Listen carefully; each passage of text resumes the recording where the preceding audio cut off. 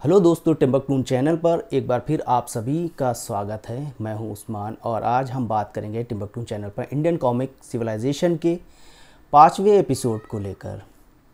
पिछले कुछ हफ्ते से ये एपिसोड थोड़ा सा लेट हो गया। कुछ तकनीकी कारण थे जिसकी वजह से ये एपिसोड टाइम पर डिलीवर नहीं हो सका, जिसके लिए मुझे इसका बहुत अफसोस है। खैर, इन सब बातों को न करते हुए हम बढ़ते हैं अपने 5वें एपिसोड की तरफ।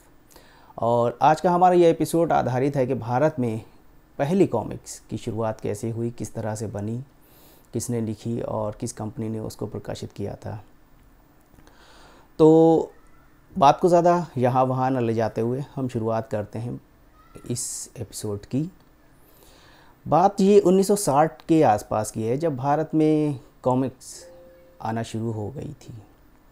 ये 1960 का दौर था जब भारत में कॉमिक्स आ गई थी, लेकिन अभी भारत में कॉमिक्स प्रकाशित होना शुरू नहीं हुई थी। अधिकतर जो लोग विदेशों को जाया करते थे वो अपने साथ कॉमिक्स को लाया करते थे और इस तरह से भारत में कॉमिक्स का आगमन हो गया था। और इन कॉमिक्स में प्रमुख रूप से मिकी माउस की ही कॉमिक्स थी और दूसरी टार्जन के नॉवेल थे। अभी कॉमिक्स फॉर्मेट में शायद ही किसी के पास रहे होंगे और मिकी माउस की कॉमिक्स थी, ये बात तो पूरी तरह से कंफर्म है, जो भारत में आया करती थी। तो लेकिन अभी तक पूर्ण रूप से किसी कॉमिक्स की शुरुआत नहीं हुई थी और ये कॉमिक्स अब तक सिर्फ एक कुलीन वर्ग तक ही सीमित थी। कॉमिक्स को पढ़ना और कॉमिक्स ख़रीदना क्या, भारत में उपलब्ध ही नहीं थी 1960 तक। तो कॉमिक्स पढ़ना एक कुलीन वर्ग का ही तक सीमित था। एक आम पाठकों तक कॉमिक्स अभी तक नहीं पहुंची थी। लेकिन वहीं दूसरी तरफ इलस्ट्रेटेड वीकली, आनंद बाज़ार पत्रिका और चंदा मामा और इस तरह की कुछ और भी पत्रिकाएं रही हैं, वो कॉमिक स्ट्रिप को प्रकाशित कर रही थी। लेकिन ये बताता चलूँ मैं कि ये सिर्फ एक स्ट्रिप थी और इसमें प्रमुख रूप से फैंटम था, अंकल रैम्स थे और मिकी माउस की स्ट्रिप्स हुआ करती थी और टार्जन की भी स्ट्रिप थी। लेकिन ये सिर्फ एक कॉमिक स्ट्रिप थी जो अलग अलग पत्रिकाओं में प्रकाशित हो रही थी 1960 के दौरान।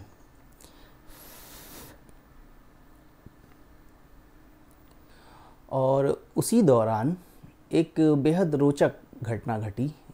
टाइम्स ऑफ इंडिया के मुंबई ऑफिस में एक प्रिंटिंग की कुछ नई मशीनें इंस्टॉल की गई थी। ये उस ज़माने की आधुनिक मशीनें थी कि बेंटन कोलमैन कंपनी के टाइम्स ऑफ इंडिया का जो मुंबई का दफ्तर था वहाँ पर इंस्टॉल की गई थी। अब समस्या ये थी कि ये मशीनें रात को तो अखबार की छपाई किया करती थी, लेकिन दिन में आराम फरमाती थी। तो अब इन मशीनों का दिन में क्या उपयोग किया जाए, इस पर एक चर्चा हुई। एक तरह से विचार विमर्श किया गया कि आखिर इन मशीनों का दिन में क्या उपयोग किया जा सकता है।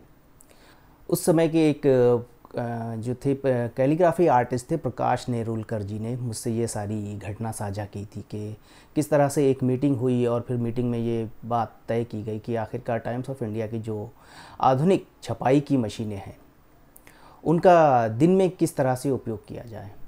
तो ये बात मीटिंग में निकल कर आई। अब ये मीटिंग में ये आइडिया किसने दिया मैं वो तो नहीं कह सकते, लेकिन जिसने भी दिया बेहद धांसू आइडिया दिया था कि क्यों ना हम कॉमिक्स प्रकाशित करें। और भारत में अभी तक कॉमिक्स आती ही नहीं थी, तो ये एक बेहद रोचक और ज़बरदस्त आइडिया था जैसे कि भारत में कॉमिक्स प्रकाशित होना शुरू हुई। तो इस तरह से भारत में कॉमिक्स के प्रकाशित होने के बारे में सोचा गया और फिर आगे क्या प्रोसेस है उसके बारे में जानते हैं। मैनेजमेंट को ये आइडिया काफ़ी पसंद आया और इस तरह से भारत में कॉमिक्स की शुरुआत की गई। एक पूरा पैनल बनाया गया जिसमें आनंद जैन जी ने, जो कि इंद्रजाल कॉमिक्स के एडिटर थे उस दौरान 1964 के दौरान, और फिर शुरुआत की गई फैंटम कॉमिक्स से। तो फैंटम कॉमिक्स जो कि एक अमेरिकन कॉमिक स्ट्रिप कैरेक्टर है जिसको ली फॉक ने क्रिएट किया था री मोरे के साथ मिलकर। तो ये जो फैंटम था इसका लाइसेंस लेकर भारत में कॉमिक्स के रूप में इसको लॉन्च किया गया। मार्च 1964 में फैंटम की पहली कॉमिक्स इंद्रजाल कॉमिक्स के नाम से प्रकाशित हुई, जो कि थी द फैंटम बेल्ट। बाद में जब इसका हिंदी वर्ज़न आया तो उसका नाम था बेताल की मेखला। गोविंद ब्रह्मण्या, जो कि उस समय इंद्रजाल कॉमिक्स के लिए कवर डिज़ाइन किया करते थे, बाद में उन्होंने इंद्रजाल के लिए कॉमिक्स भी डिज़ाइन करी। और उन्होंने, जब मैंने उनसे मुलाकात करी तब उन्होंने काफ़ी सारी इस बारे में जानकारी साझा करी। और इंद्रजाल कॉमिक्स की जो पहली कॉमिक्स थी, द फैंटम बेल्ट, बेताल की मेखला, इसका कवर डिज़ाइन भी गोविंद ब्रह्मण्या जी ने ही किया था। और मार्च 1964 को ये पहली कॉमिक्स इंद्रजाल के माध्यम से प्रकाशित हुई थी। वैसे तो फैंटम एक विदेशी कॉमिक्स कैरेक्टर है और लीफॉक ने इसकी रचना 1936 के आसपास की थी। और ये शुरुआती दिनों में एक संडे कॉमिक स्ट्रिप के रूप में प्रकाशित हुआ करती थी, जिसको चित्रित किया था रे मोरे ने। और बाद में इसको एक कॉमिक फॉर्मेट में भी लाया गया। फ़िलहाल हम इंद्रजाल के फैंटम की तरफ बात करेंगे। तो इंद्रजाल की जो पहली कॉमिक्स थी, द फैंटम बेल्ट, बेशक इसको रे मोरे और लीफॉक ने इसके कैरेक्टर को ईजाद किए थे, कि बनाए थे। और इंडिया में इसका कवर पेज डिज़ाइन किया था गोविंद ब्रह्मण्या ने, जिनका नाम पी गोविंद के नाम से आप देखते हैं। और ये थी वो फैंटम की पहली कॉमिक्स, द फैंटम बेल्ट। मैंने इसको जो है एक फ्रेम में रखा हुआ है, तो थोड़ा सा डिटेल से दिखा पाना मुश्किल है।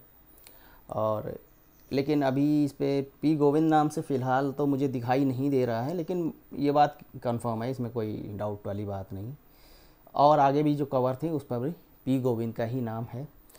बाद में काफ़ी सारे कवर पेज शिहाब जी ने भी डिज़ाइन किए, और वो हम आगे शिहाब जी की जब कभी को बात करेंगे तब हम उस बारे में चर्चा करेंगे। तो और इसकी जो कैलीग्राफी थी वो प्रकाश नेरुलकर जी ने की थी। प्रकाश नेरुलकर जी से जब मेरी मुंबई में मुलाकात हुई तब उन्होंने बताया कि वो किस तरह से कैलीग्राफी किया करते थे। और ये वो दौर था कि जब कॉमिक्स में सिर्फ आर्टिस्ट और पब्लिशर का ही या फिर स्क्रिप्ट राइटर का ही नाम जाया करता था। तो कैलीग्राफी आर्टिस्ट हैं या दूसरे डिपार्टमेंट के जो लोग हैं, उनका नाम अमूमन नहीं हुआ करता था। तो प्रकाश नेरुलकर का ऐसा कैलीग्राफी में कहीं पर नाम तो आपको नहीं मिलेगा, और ना ही कहीं पर कैलीग्राफी में नाम लिखा जाता था। तो अब समस्या ये थी कि जो फैंटम का स्ट्रिप थी, ये एक संडे फॉर्मेट स्ट्रिप में हुआ करती थी, जो कि हॉरिजॉन्टल स्ट्रिप रहती थी। अब क्या था कि इसको कट करके एक कॉमिक पेज के रूप में लाना, ये एक अलग ही काम था।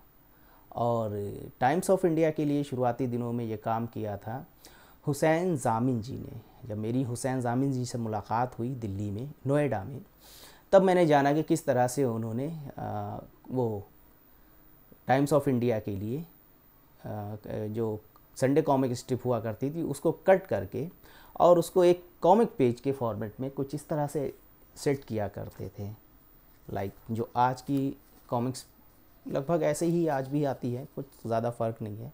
तो इस तरह से वो एक एक पैनल को सेट किया करते थे। और अगर आपको मैं बता दूं कि आपने अगर कोई फैंटम की कॉमिक्स पढ़ी हो तो अक्सर आपने देखा होगा कि एक ही पैनल बिना किसी मतलब ख़ास मकसद के दो दो बार रिपीट होता था, या फिर अक्सर बीच में एक पैनल आ जाता था जिसमें ख़ास था चलता फिरता प्रेत नाम से। और मेरा भी मन करता था कि मैं भी कॉमिक आर्टिस्ट बनूं। तो फैंटम की कॉमिक आती थी उस टाइम। मैंने देखा कि मेरा मन करता मैं भी फैंटम की कॉमिक बनाऊं। और मैं फैंटम कॉमिक बना के मनमाड से जाता था बम्बई लेकर, टाइम्स ऑफ इंडिया में। हम इस तरह 80 सीवी थे, तो उनको मैं देता है, देखिए ये मेरी कॉमिक मैंने बनाई है और इसे आप अपने इंतजार कॉमिक्स में प्रकाशित कीजिए। तो वो हंसते थे, बोलते थे ये एक कॉपीराइट कैरेक्टर है, आप इसको नहीं बना सकते हो। तो मुझे बड़ा दुख होता था। फिर मैं सोचता क्या करूँ, बोले ऐसा करो, बोले आपको अगर हमारे साथ जुड़ना है तो हम जो स्क्रिप्ट होती है उनकी, मैंड्रिक की, फैंटम की, वो आपको देंगे, उसको आप कट पेस्ट करना। और जैसे उसकी ऐसी ऐसी पट्टी होती थी, उसको ऐसे बेचना चाहिए था। तो काट के जहाँ खाली खाली जगह है उसको आप फिलअप करना, तो आपको थोड़ी ड्राइंग की प्रैक्टिस भी हो जाएगी। तो मैं बड़ा खुश हो गया था। फिर मैंने वहाँ शुरू किया उसका काम। तो इस पैनल के रिपीट होने की वजह क्या थी, शायद आप आज समझ गए होंगे। उस ज़माने में हम बच्चे थे, इतना नहीं समझ में आता था। तो इस पैनल के रिपीट होने की वजह यही हुआ करती थी कि कॉमिक फॉर्मेट में सेट करते हुए कई बार पैनल को या तो कट करना पड़ता था या फिर उसको बढ़ाना पड़ता था या फिर हल्का सा बहुत मामूली सा उसको आर्टिस्टिक टच भी देना पड़ जाता था, इतना मामूली कि पकड़ में ना आए।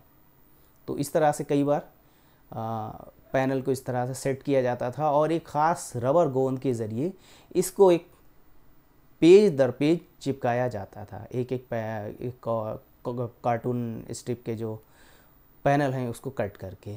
तो इस तरह से इंद्रजाल कॉमिक्स के लिए जामिन जी जो थे वो एक एक स्ट्रिप को चिपकाया करते थे। बाद में जामिन जी ने बहुत सारा काम किया, नन्हा जासूस, बबलू, सिकंदर और शक्तिमान, वो हम बाद में डिस्कस करेंगे जब जामिन जी के सेशन पे किसी एपिसोड में बात करेंगे।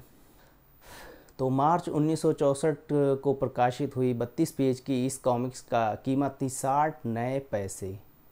60 नए पैसे इसलिए क्योंकि उस ज़माने में एक डेसिमल सिस्टम लागू हुआ था और ये फिर जो आना पाई रत्ती का जो हिसाब था इसको हटाकर एक डेसिमल सिस्टम लागू किया गया था। तो उस दौरान आप जो भी पत्रिकाएं या कहीं पर भी अगर प्रिंट किए हुए मूल्य देखते हैं तो उस पर आगे नए पैसे लिखा हुआ देखते होंगे। तो इस तरह से इसका मूल्य था 60 नए पैसे।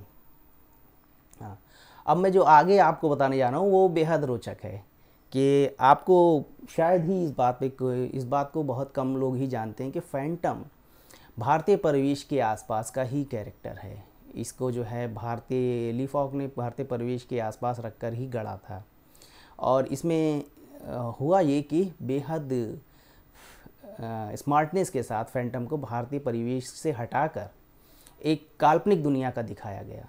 और इसके पीछे क्या कारण रहा होगा, लेकिन सबसे जो अहम कारण मुझे ऐसा लगता है वो यही था कि किसी भी तरह से भारतीय पाठकों की भावनाएं आहत ना हों, इसलिए फैंटम को भारतीय परिवेश से हटाकर एक काल्पनिक जगह पर दिखा दिया गया। अब इसको भारतीय परिवेश से हटाकर जब किसी एक काल्पनिक जगह के लिए दिखाया गया तो बंगाल की खाड़ी बन गई, जिसको बंगाला भी लिखा गया है। आप ओरिजिनल संडे स्ट्रिप देखेंगे तो वहाँ पर बंगाला ही मिलेगा। बंगाल की खाड़ी बन गई डेंकाली, बंगाल की खाड़ी बन गई डेंकाली और सिंह ब्रदरहुड जो था जिसने फैंटम के पिता की हत्या करी थी जहाज़ को लूटते समय, वो बन गया Simha. Who might you be? He is the great Kabai Singh, leader of the Singh Brotherhood. Direct descendant of the evil Kabai Singh. First leader of the Singh Brotherhood. इसी तरह से इंडिया का नाम बदल के जीनिया कर दिया गया। और अगर आप फैंटम स्ट्रिप देखेंगे और फैंटम की कॉमिक्स देखेंगे तो ये सारे बेहद रोचक तथ्य आपके सामने नज़र आएंगे। और जब मैंने कॉमिक्स को और संडे स्ट्रिप को आपस में मिलाया तो मैंने देखा सिर्फ नाम ही नहीं बदले गए हैं, यहाँ तो बहुत कुछ बदला गया है। एक तरह से कहानी में भी काफ़ी बदलाव किए गए हैं। जैसे कि फैंटम की जो हत्या है, जो दस्यु सरगना था, रामा नाम का एक हत्यारा है जो कि भारतीय ही दस्यु सरगना दिखाया गया था, रामा कर देता है। लेकिन कॉमिक्स में, इंद्रजाल कॉमिक्स, उसका नाम बदल के भीमा कर दिया गया। हालांकि भीमा और रामा दोनों इंडियन नाम ही हैं।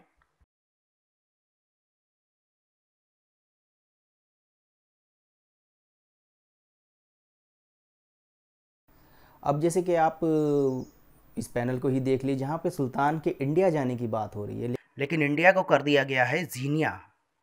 और इसी तरह से इस कॉमिक्स में कुबला खान जो एक कैरेक्टर है, कुबला खान का पूरी तरह से नाम ही गायब कर दिया गया है। कुबला खान जैसा कोई नाम ही नहीं है।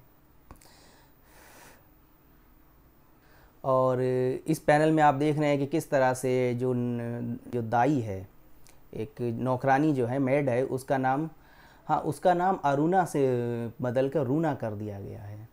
तो इस तरह से बहुत सारे बदलाव किए गए क्योंकि कॉमिक्स को इंडिया में लॉन्च किया जाना था, तो शायद ये बदलाव तो इस तरह से बहुत सारे बदलाव किए गए। और जो कि उस समय के हिसाब से शायद टाइम्स ऑफ इंडिया के पैनल ने, उसके जो मैनेजमेंट ने ज़रूरी समझे होंगे और बहुत सारे नाम बदले गए, जगहों के नाम भी बदल दिए गए, जो कि आज हमें सामने नज़र आता है। तो इस तरह से भारत में पहली कॉमिक स्ट्रिप, भारत की पहली कॉमिक्स इंद्रजाल कॉमिक्स के माध्यम से टाइम्स ऑफ इंडिया के ज़रिए 1964 में द फैंटम बेल्ट के नाम से प्रकाशित हुई थी। और इसको भारत की पहली कॉमिक्स माना जाता है। तो ये थी फ़िलहाल भारत में पहली कॉमिक्स प्रकाशित होने की कहानी। अब आपको आगे बताते चलें कि जिस तरह से फैंटम ने भारतीय बाज़ार में आकर अपने पैर जमाना शुरू कर दिए थे और फैंटम ने एक तरह से सभी के दिलों पे राज करना शुरू कर दिया था। तो दोस्तों, इंद्रजाल कॉमिक्स ने मार्केट में आते ही अपने पैर पसारने शुरू कर दिए थे और इंद्रजाल कॉमिक्स की जो पहली कॉमिक थी द फैंटम बेल्ट मार्केट में एक तरह से हॉट केक की जैसे बिकना शुरू हुई और इसकी डिमांड बहुत ज़्यादा थी। और यही वजह थी कि बाद में इंद्रजाल कॉमिक्स को अलग अलग और भी भाषाओं में, जैसे कि इंग्लिश के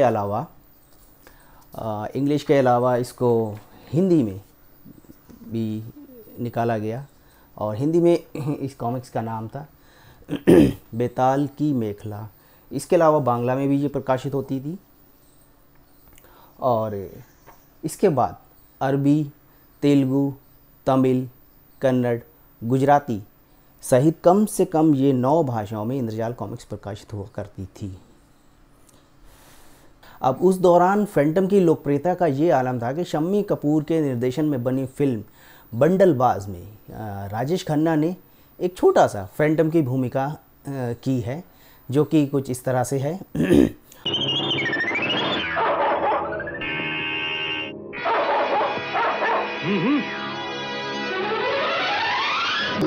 फैंटम आ रहा है पीछे। फैंटम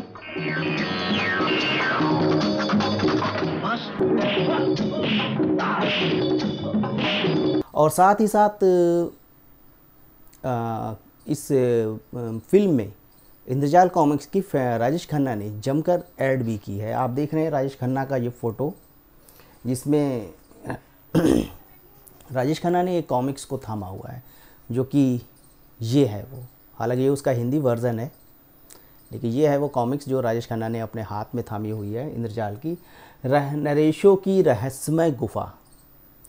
तो इस तरह से ये थी भारत में पहली कॉमिक्स की शुरुआत। से हम और भी एपिसोड आपके साथ लेकर आते रहेंगे। हमारी कोशिश रहेगी कि हर हफ्ते हम एक नया एपिसोड लेकर आपके समक्ष प्रस्तुत हों। तो दोस्तों, ये था भारत में पहली कॉमिक्स की शुरुआत की कहानी। अब आगे हम देखेंगे भारत के पहले सुपर हीरो की कहानी। हुआ यूँ कि इंद्रजाल कॉमिक्स में जब फैंटम प्रकाशित हो रहा था, तो लेकिन जिस तरह से फैंटम की बिक्री हो रही थी, उसी तरह से फैंटम के जो लिए हुए कॉपीराइट थे, जो लाइसेंस थे, वो भी तेज़ी से ख़त्म हो रहे थे। तो अब समस्या ये आ गई थी कि अगर फैंटम ख़त्म हो चुका है उसके लाइसेंस, तो फैंटम के बाद क्या। ऐसे में एक भारतीय कैरेक्टर ने अपने डबल बैरल बंदूक के साथ इन भारतीय कॉमिक्स के बीच में कदम रखा और इंद्रजाल के जो फैंटम था उसको अपनी डबल बैरल बंदूक से ज़बरदस्त टक्कर दी। अब ये कैरेक्टर क्या था, कौन था, किसने बनाया था, कब बनाया था, इसका नाम क्या था, इसकी आइडेंटिटी क्या थी, इस सब चीज़ों के बारे में हम अगले एपिसोड में देखेंगे। तब तक के लिए फ़िलहाल बाय बाय। और एक बार फिर वही कि चैनल को ज़्यादा से ज़्यादा लाइक, सब्सक्राइब ज़रूर करें, बेल आइकन को प्रेस करें, ताकि आपको हमारी सारी वीडियोस की नोटिफिकेशन टाइम पर पहुंचती रहे। इसके अलावा इस चैनल को ज़्यादा से ज़्यादा अपने दोस्तों के बीच में और जो भी कॉमिक्स लवर हैं उनके बीच में शेयर करें।